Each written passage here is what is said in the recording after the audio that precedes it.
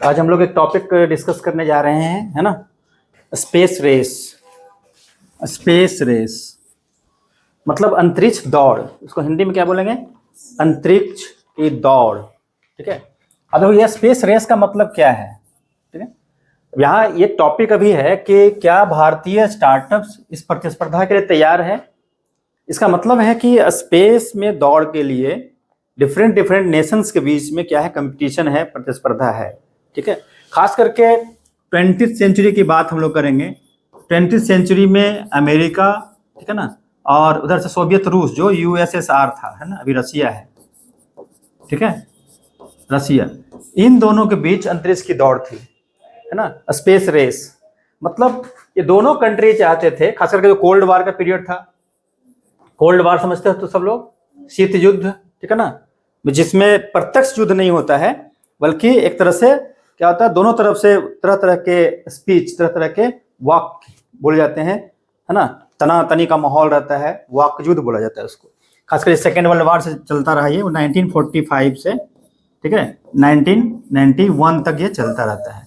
इस पीरियड में दोनों ही जो देख रहे हो, दोनों ही ग्रुप, इधर से यूएसए और उसका ग्रुप, इधर से रशिया और उसका अपना ग्रुप यूएसएसआर वाले, ये दोनों अंतरिक्ष के क्षेत्र में दौड़ में शामिल थे कि किस प्रकार से स्पेस में अपना मिशन भेजा जाए, दूसरे से आगे बढ़कर रहा जाए।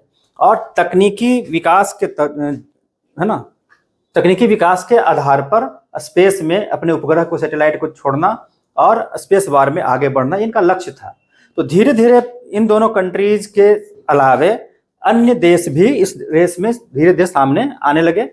ठीक है, जिसमें हम लोग का देश भी, इंडिया भी स्पेस के क्षेत्र में, जैसे हम लोग चंद्रयान से मंगलयान की बात करते हैं, है ना, तो इंडिया भी स्पेस रेस में आगे बढ़ना चाह रहा है, आगे बढ़ रहा है। तो क्वेश्चन है कि इंडिया कैसे आगे बढ़ेगा, इंडिया को सपोर्ट कहाँ से मिलेगा। हमारा जो इंडियन स्पेस रिसर्च ऑर्गेनाइजेशन है, भारतीय अंतरिक्ष अनुसंधान केंद्र, इसरो, ठीक है ना।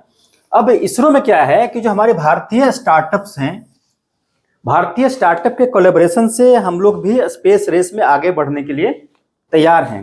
ठीक है, तो क्या हम आगे बढ़ पाएंगे, इन स्टार्टअप के सहारे आगे बढ़ पाएंगे? तो क्या कंडीशंस है, क्या चुनौतियां हैं और क्या उपाय होना चाहिए, क्या सुझाव तुम दे सकते हो, है ना, हमारी तरफ से भी। ये सारे चीज एग्जामिनेशन का पार्ट हो सकता है। तो इस पर हम लोग रिसर्च करते हैं। जैसे देखो, जो हमारा अंतरिक्ष का क्षेत्र है, एक समय प्रायोगिक दौर पे चल रहा था। एक्सपेरिमेंटल बहुत सारे सैटेलाइट छोड़े जा रहे थे।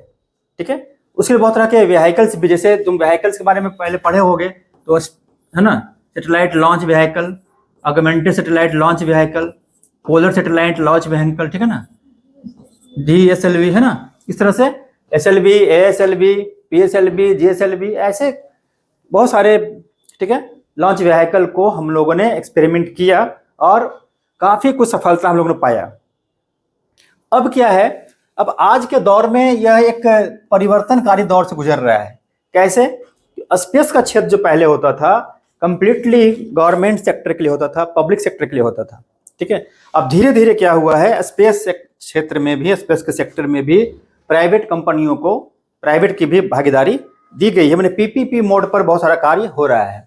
ठीक है, इसमें अब इसरो को निजी कंपनियों का भी सहयोग मिल रहा है, क्योंकि सरकार ने ऐसा प्रावधान किया है कि प्राइवेट कंपनीज भी स्पेस के क्षेत्र में रिसर्च में शामिल हो सकती है, इसरो को सहयोग कर सकती है। तो बहुत सारे कंपनीज, बहुत सारे स्टार्टअप इसके लिए तैयार भी हुए हैं।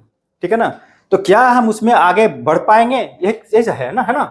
तो सहयोग जैसे क्या, अंतरिक्ष के क्षेत्र में तकनीक, इनोवेशन, ठीक है, नवाचार और जो कमर्शियल पॉसिबिलिटीज है, व्यवसायिक संभावनाएं हैं, इसकी वृद्धि हो रही धीरे धीरे। मतलब प्राइवेट पब्लिक पार्टनरशिप के तहत अब हमारे स्पेस के क्षेत्र में जो रिसर्च है, उसमें टेक्नोलॉजी, इनोवेशन और कमर्शलाइजेशन, ठीक है, इसकी संभावनाएं काफी बढ़ रही है धीरे धीरे। ठीक है, जैसे इसमें बहुत सारे स्टार्टअप हैं, जैसे ये HAL हॉल है, स्काईरूट एरोस्पेस है, ठीक है ना, अग्निकुल कॉस्मोस जैसे स्टार्टअप इस क्षेत्र के बहुत बड़े बड़े खिलाड़ी सामने आए हैं, प्लेयर सामने आए हैं। ठीक है, मतलब इन सब का इन्वेस्टमेंट इसमें होगा, ये लोग काम करेंगे, टेक्नोलॉजी भी देंगे, अपना एक्सपर्टाइज करेंगे, बताएंगे, और धीरे धीरे क्या होगा, इसरो इसमें आगे बढ़ेगा। इसमें देखिए बहुत सारा एजेंसी जैसे इस तरह से है, काम करेगा। संबंधित बिंदु में देखो इसरो तो सब लोग जानता है, इंडियन स्पेस रिसर्च ऑर्गेनाइजेशन, ठीक है। यहाँ देखो IN स्पेस है, भारतीय राष्ट्रीय अंतरिक्ष संवर्धन एवं प्राधिकरण केंद्र सब संस्थान है। विक्रम S, देखो विक्रम S भारतीय का पहला निजी सब ऑर्बिटल रॉकेट है, ठीक है ना। ये first private sub orbital rocket है विक्रम S। SSLV है, ये टेक्निकल टर्म है, ठीक है, स्मॉल सैटेलाइट लॉन्च व्हीकल, जैसे वहाँ में भी PSLV SLV की बात किया था, यहाँ पे SSLV है, ठीक है। PSLV रॉकेट भी इस तरह से। NSIL, ठीक है, न्यू स्पेस इंडिया लिमिटेड है, इसमें देखो काम कर रहा है। GSAT-7 ये ठीक है सैन्य उपग्रह है। ऑर्टर स्पेस TT हुआ है 1967 में। ये सारा चीज तुमको इसमें नया नया चीज जो है इसमें शामिल होता है, इसको जानकारी रखना है, ठीक है ना। इसके बाद देखो यहाँ पर है स्पेस डेब्रिस मिटिगेशन। ये सब बहुत इंपॉर्टेंट चीज है, क्योंकि जब हम स्पेस में एयरक्राफ्ट को स्पेस क्राफ्ट को भेजते हैं, है ना, लॉन्चिंग जब होता है तो बहुत सारा वहाँ पर, ठीक है, मलबे भी जमा होते हैं, बहुत सारा वेस्टेज भी होता है। तो इसके लिए क्या है कि डेब्रिस मिटिगेशन के लिए भी गाइडलाइंस है 2007 का। इस सबको याद रखना है। इस स्मॉल जो आंसर्स होते हैं, छोटे क्वेश्चन होते हैं, उसमें भी आ सकता है, ठीक है। अब यहाँ एक क्वेश्चन है, देखो ये कि भारत के निजी क्षेत्र में क्या भूमिका हो सकती है, ठीक है। अंतरिक्ष क्षेत्र में निजी क्षेत्र की भूमिका क्या होगी, ठीक है। तो अभी जो हम यहाँ बात करते हैं IN स्पेस के माध्यम से निजी भागीदारी किस तरह से होगा, इस पे हम लोग चर्चा आगे कंटिन्यू करते रह जाएंगे। जैसे देखो आगे यहाँ पर है 2020 में देखो स्थापना हुआ है IN स्पेस, ठीक है। इसमें निजी कंपनियों के उपग्रह और सेवाओं में भागीदारी की अनुमति दी गई, ठीक है। मतलब प्राइवेट कंपनी को उपग्रह लॉन्च और सेवाओं में भागीदारी की अनुमति प्रदान की गई है, ठीक है। तो ये एक ऑब्जेक्टिव के क्वेश्चन के लिए याद रखना है। 2020 में क्या हुआ कि प्राइवेट सेक्टर को पार्टिसिपेट करने का परमिशन दिया गया, भागीदारी की अनुमति दी गई। जैसे स्काई, तब इससे क्या हुआ कि स्काईरूट एरोस्पेस का नाम हमने पीछे वहां पर बताया था, ठीक है, यहाँ पर से बताया था, इसका नाम बताया था स्काईरूट एरोस्पेस। इसने 2022 ईस्वी में, ठीक है, विक्रम S रॉकेट को लॉन्च किया था। विक्रम S जो है नाम बताया था, हाँ प्राइवेट रॉकेट था, ठीक है। ये एक नया चीज है स्पेस रेस के, ठीक है, दौर में आगे बढ़ने के लिए हम लोगों ने क्या किया है, प्राइवेट पार्टनर को अपने साथ किया है, ताकि उनका एक्सपर्टाइजेशन, उनका, है ना, टेक्नोलॉजी का जो उन्होंने अचीव किया टेक्नोलॉजी के सेक्टर में, उनका जो अपना स्टार्टअप को उन्होंने एस्टैब्लिश किया है, उसको हम लोग सपोर्ट में करके स्पेस में आगे बढ़ने का काम करें। इसमें जैसे देखो इसमें जो इनोवेटिव आइडियाज हैं या स्टार्टअप का जिस तरह से, है ना, यहाँ पर उभार हो रहा है, आगे बढ़ रहे हैं, उसमें देखो अग्निकूल, ध्रुव स्पेस, बेलाट्रिक्स, सब नाम को याद रखना पड़ेगा, ठीक है ना। 2-3 ही नाम है, बहुत ज्यादा है नहीं, नाम को याद रखना है। जैसे स्टार्टअप प्रक्षेपण यान, उपग्रह निर्माण और हरित प्रणोदन में अग्रणी है, ठीक है। मतलब लॉन्च व्हीकल में भी है, सैटेलाइट को बनाने में भी है, और जो ग्रीन प्रोप्लांट्स हैं, ग्रीन प्रोप्लांट्स का मतलब आगे यहाँ पर पढ़ने का है, मतलब ऐसा प्रोप्लांट जो स्पेस में कम से कम डेब्रिस तैयार करता है, जो वहाँ पर 2007 का था, ठीक है ना। तो ये कम से कम वहाँ पर डेब्रिस तैयार करता है, ठीक है, वेस्टेज कम से कम होता है उसमें। 2021 में जो भारतीय स्पेस स्टार्टअप में $68 मिलियन का निवेश हुआ था, मतलब 196% की वृद्धि हुई थी 2020 से 21 की तुलना में, मतलब काफी तेजी से ये आगे बढ़ा है, ठीक है। इसमें कोई दिक्कत है?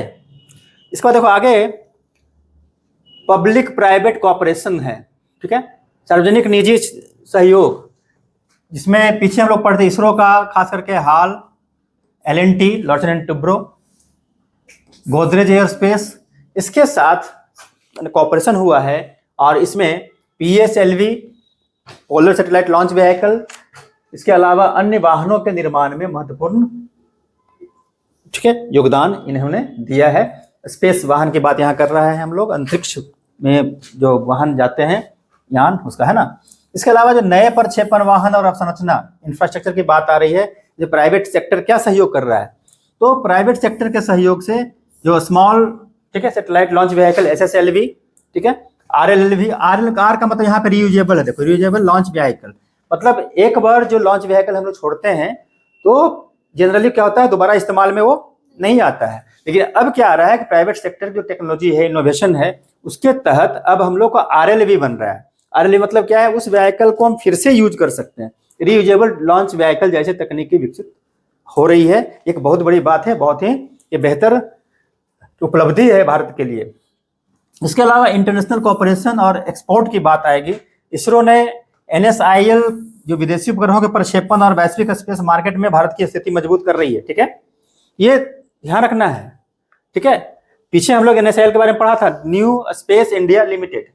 ठीक है ना, क्लियर है? तो जो हम लोग विदेशी उपग्रहों को भी भारत ने कई बार लॉन्च किया है, भेजा है अंतरिक्ष में।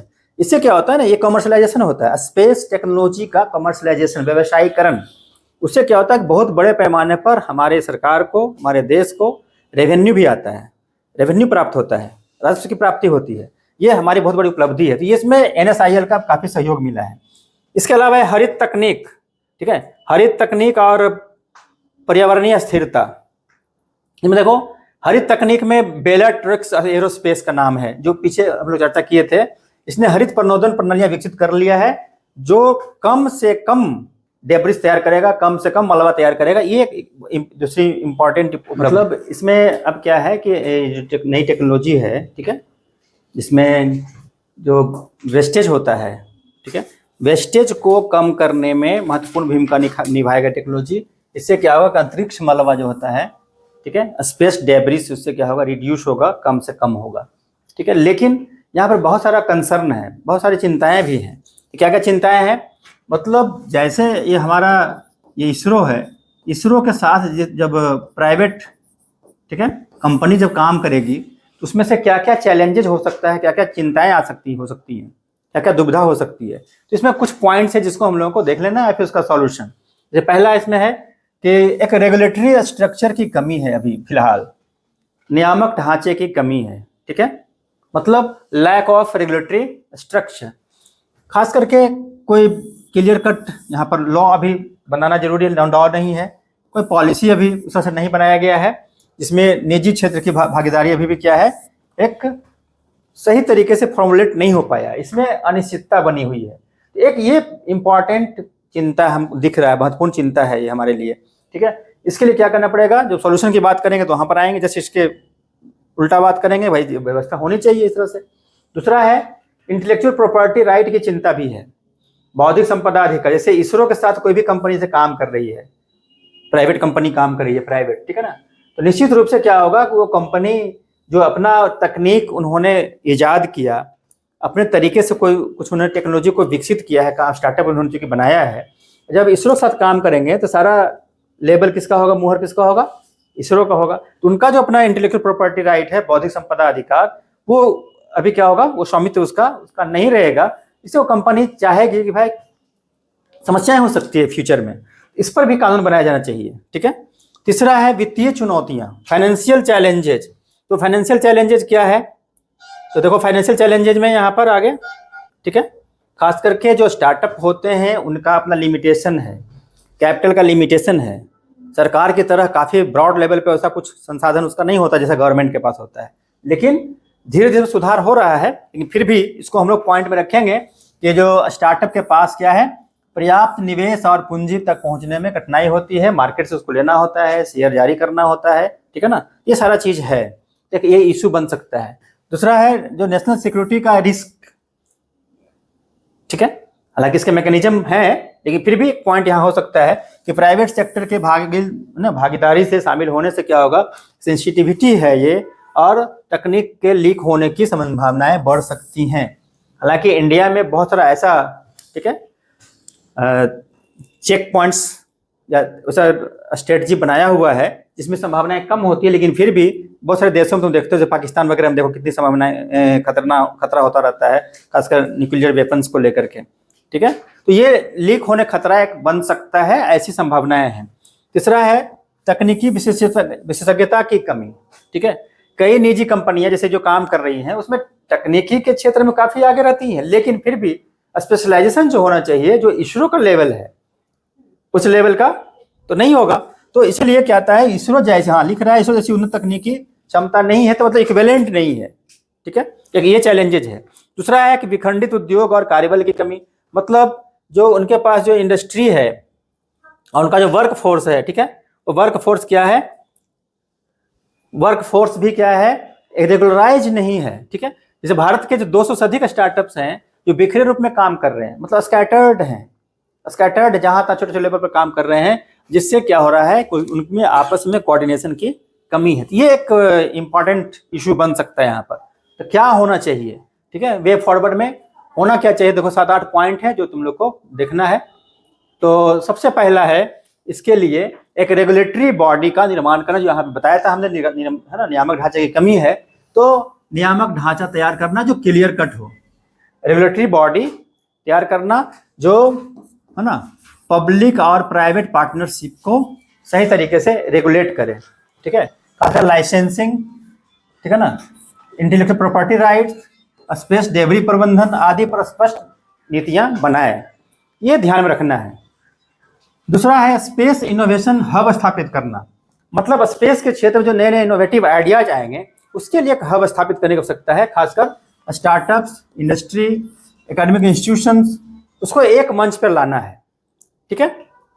मतलब यहाँ कहता है एक हब होना चाहिए, इसी में स्टार्टअप हो, इसी में इंडस्ट्री का हो, इसी में एकेडमी हो, ठीक है ना, इस हब में सारे काम करें, इस तरह से मिलजुल कर काम करें, इससे क्या होगा, कोऑर्डिनेशन होगा, कोऑपरेशन होगा और बेहतर रिजल्ट पर हम आएंगे और आगे हम लोग काफ़ी अच्छा कर सकते हैं। दूसरा, चूंकि फाइनेंशियल इश्यूज था वहाँ पर प्राइवेट स्टार्टअप के साथ, तो इसलिए उनको क्या करना चाहिए, फाइनेंशियल प्रमोशन मिलना चाहिए, टैक्स में भी छूट मिलना चाहिए। जैसे हम लोग पढ़ते रहते हैं इस तरह से, ठीक है ना, कि जैसे मेक इन इंडिया प्रोग्राम ही चलाया गया, तो मेक इन इंडिया में क्या है कि जो भी कंपनी, जो भी फैक्ट्री लगाएंगे लोग, उनको कुछ समय के लिए टैक्सेज में छूट दी जाएगी। तो प्राइवेट कंपनियों के भी पास भी चैलेंजेस रहता है फाइनेंशियल, और वो इन्वेस्टमेंट करते हैं तो उनके पास भी ऐसे, उनके लिए भी ऐसी योजना, ऐसा कोई छूट लाया जाना चाहिए। खास करके जो हाई रिस्क स्पेस प्रोजेक्ट्स हैं, हाई रिस्क का मतलब होता है जहां पर स्पेस प्रोजेक्ट में बहुत तरह के जोखिम हैं, खतरे हैं, ठीक है ना, खतरे हैं कि भाई उसका जो इन्वेस्टमेंट किया गया है वो भी हो सकता है कि डैमेज हो सकता है, तो वहाँ पर एक तो इंश्योरेंस होता ही होता है, और इनको इसलिए फाइनेंशियल सपोर्ट मिलना चाहिए। जो टैक्सेस है, जैसे जीएसटी से हो सकता है, इनकम टैक्स भी हो सकता है, ठीक है ना, कंपनीज का, तो उसमें इनको छूट मिलना चाहिए। तो इसके लिए फंडिंग होना चाहिए और ग्रांट मिलना चाहिए, ठीक है। इसी तरह से है कि जो गवर्नमेंट अनुबंध है, कॉन्ट्रैक्ट है, गवर्नमेंट का कॉन्ट्रैक्ट के द्वारा प्राइवेट सेक्टर को प्रमोट करना, बढ़ावा देना, ये भी हो सकता है। फिर स्पेसिफिक वर्कफोर्स तैयार करना है इसके लिए, ठीक है, खास करके जो हाई लेवल के टेक्नीशियंस हैं, ठीक है, उसका प्रशिक्षण, स्पेस एजुकेशन को बढ़ावा देना, पीपीपी मॉडल के तहत स्पेस इंफ्रास्ट्रक्चर विकास करना, ये तुम्हारा ये पॉइंट है ना, पीपीपी मॉडल। फिर मजबूत आईपी नीति, इंटेलेक्चुअल प्रॉपर्टी पॉलिसी बनाना है, और तकनीकी हस्तांतरण व्यवस्था को बनाना है।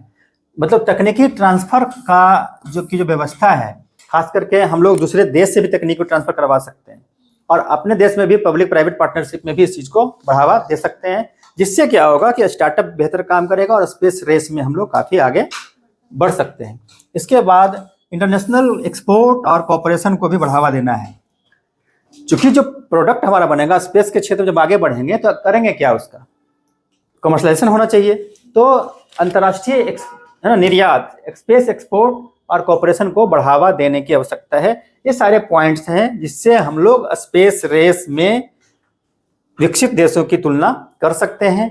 स्पेस के रिसर्च में, स्पेस में अपना लॉन्च करने में, सैटेलाइट लॉन्च करने में, दूसरे देशों से सैटेलाइट को लॉन्च करने में भी हम लोग काफ़ी आगे बढ़ सकते हैं, जिससे इंडिया न केवल तकनीकी रूप से, न केवल साइंस टेक्नोलॉजी के क्षेत्र में, बल्कि इससे डिप्लोमेटिक वे में भी, ठीक है, पॉलिटिकली भी, ग्लोबली क्या होगा, इंडिया का स्थान काफ़ी बेहतर होगा, काफ़ी ऊंचा हो सकता है। इसलिए भारत का अंतरिक्ष क्षेत्र निजी भागीदारी और तकनीकी नवाचार के माध्यम से एक नए युग में प्रवेश कर रहा है। मतलब कहता है कि भाई एक नया युग है, ठीक है। जो बाह्य अंतरिक्ष संधि हुई थी 1967 में, और अभी जो हम लोग बात करते हैं अंतरिक्ष मलबा दिशा निर्देश गाइडलाइंस है, डेब्रिस गाइडलाइंस, ठीक है, स्पेस डेब्रिस गाइडलाइंस बोलते हैं इसको, क्या बोलते हैं, स्पेस डेब्रिस गाइडलाइंस 2007 के आधार पर आगे हम लोग काम करते रहेंगे। और इससे क्या होगा कि, ठीक है, इसके नीतियां बनेगी, भारत वैश्विक स्पेस इकोनॉमी में एक तो इकोनॉमी की बात है यहाँ पर, अल्टीमेटली इकोनॉमी ही इंपॉर्टेंट होता है। तो हम लोग एक जो ग्लोबल स्पेस इकोनॉमी है वहाँ पहुँचना है, मतलब दूसरे देश के भी सैटेलाइट को हम लोग को क्या करना है, लॉन्च करना है। तो उससे वहाँ से पहले बताएं रेवेन्यू आएगा, उसका चार्जेस होगा, उससे भारत को काफ़ी फायदा होगा। ठीक है, इसकी भूमिका निभा सकता है। और यदि रेगुलेटरी बॉडी क्लियर कट काम करे, वर्कफोर्स काम करे, इसका डेवलपमेंट हो, ठीक है ना, और फाइनेंशियल सपोर्ट हो, तो निश्चित रूप से यह है ना काफ़ी बेहतर हो सकता है। सब